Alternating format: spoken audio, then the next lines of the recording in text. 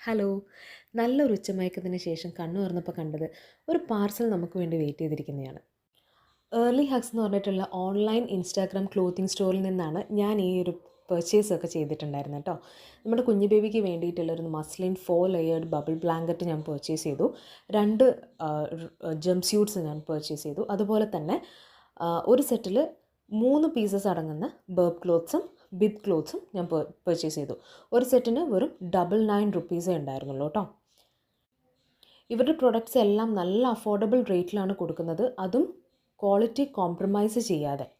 അതുമാത്രമല്ല, ഇവരുമായിട്ട് കമ്മ്യൂണിക്കേറ്റ് ചെയ്യുമ്പോൾ നമുക്ക് ഏറ്റവും ഇഷ്ടപ്പെടുന്നൊരു കാര്യം എന്താണെന്ന് വെച്ചിട്ടുണ്ടെങ്കിൽ, നമ്മളിപ്പോൾ ഒരു മെഷർമെൻറ്റ് കൊടുത്തിട്ടുണ്ടെങ്കിൽ, അല്ലെങ്കിൽ നമുക്ക് ഇന്നൊരു പർട്ടിക്കുലർ ക്ലോത്താണ് വേണ്ടതെന്ന് പറഞ്ഞിട്ടുണ്ടെങ്കിൽ, ഇവർ ആ ഒരു മെഷർമെൻറ്റ്സ് ഒക്കെ നോക്കിയിട്ട് ഷോർട്ട് ലിസ്റ്റ് ചെയ്ത് അവൈലബിൾ ആയിട്ടുള്ള സ്റ്റോക്കുകളുടെയൊക്കെ വീഡിയോസും ഫോട്ടോസൊക്കെ നമുക്ക് ഷെയർ ചെയ്ത് തരും.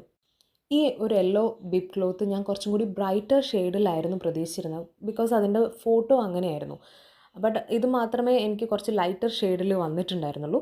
ബാക്കിയെല്ലാം ആസ് പെർ ദി പിക്ക് തന്നെയായിരുന്നു. അപ്പോൾ നമുക്ക് അതൊന്നും വലിയൊരു കംപ്ലൈൻ്റ് ആയിട്ടുള്ള കാര്യമല്ല. ഫോട്ടോസ് അയക്കുമ്പം പൊതുവേ അങ്ങനെ കുറച്ച് ഷെയ്ഡ്സിൽ ചെറിയ വ്യത്യാസങ്ങളൊക്കെ ഉണ്ടാകുന്നത് നാച്ചുറൽ ആയിട്ടുള്ള കാര്യം തന്നെയാണ്. പിന്നെ എടുത്ത് പറയേണ്ടത് ഇവരുടെ ജംപ് സ്യൂട്ട്സിൻ്റെ ഫാബ്രിക്കിൻ്റെ ക്വാളിറ്റിയാണ്. നല്ല ബ്രീത്തബിൾ ആൻഡ് സ്ട്രെച്ചബിൾ ഫാബ്രിക്കായിരുന്നു.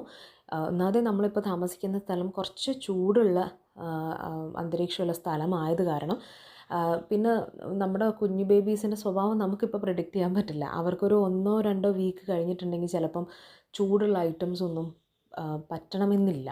അത് കാരണം തന്നെ എനിക്ക് നല്ല ബ്രീത്തബിൾ ക്ലോത്ത് വേണം എന്നുള്ളതും ഇങ്ങനെയാണ് ടെമ്പറേച്ചർ സിറ്റുവേഷൻ എന്നുള്ളത് പറഞ്ഞു കൊടുത്തു. അതുമാത്രമല്ല, മെഷർമെൻറ്റ് എത്രയാണ് വേണ്ടതെന്ന് ഞാൻ പറഞ്ഞു കൊടുത്തു.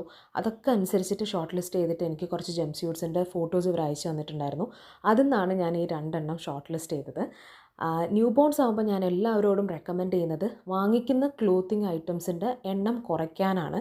കാരണം ബേബി വന്ന ശേഷം മാത്രമേ അവരുടെ കാലിനും കൈക്കൊക്കെ നമ്മൾ പ്രതീക്ഷിച്ചതിനെക്കാട്ടും നീളമുണ്ടോ എന്നുള്ള കാര്യങ്ങളൊക്കെ നമുക്ക് നല്ലപോലെ അറിയുള്ളൂ. അല്ലെങ്കിൽ എൻ്റെ ഫ്രണ്ടിന് പറ്റിയ പോലെ ഒരു ഡ്രസ്സ് പോലും ഇടിയിപ്പിക്കാൻ പറ്റാത്ത അവസ്ഥയിലേക്ക് എത്തും.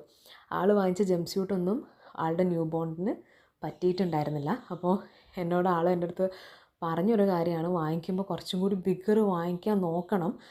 ന്യൂ ബോൺ എന്ന് പറയുമ്പം കറക്റ്റ് ഫിറ്റുള്ളതാണ് നല്ലത്, അവരെ ഒന്ന് വാമായി കീപ്പ് ചെയ്യാൻ. പക്ഷേ നമുക്ക് ഒട്ടും അവരുടെ സൈസ് പ്രെഡിക്റ്റ് ചെയ്യാൻ പറ്റില്ല എന്നുള്ളൊരു കാര്യം. പിന്നെ നമ്മൾ വാങ്ങിച്ച ഐറ്റത്തിൽ നല്ലൊരു പ്രീമിയം ക്വാളിറ്റി ഐറ്റം തന്നെയായിരുന്നു ഈ ഒരു ബബിൾ ബ്ലാങ്കറ്റ് കേട്ടോ. ഞാൻ ഒരിക്കലും ഇത്രയും ഒരു ക്വാളിറ്റി ഇവരുടെ നിന്നും ഇത്രയും അഫോർഡബിൾ പ്രൈസിൽ ഞാൻ സത്യം പറഞ്ഞാൽ പ്രതീക്ഷിച്ചിട്ടുണ്ടായിരുന്നില്ല. But I was wrong. I recommend this page to all of you and you have to purchase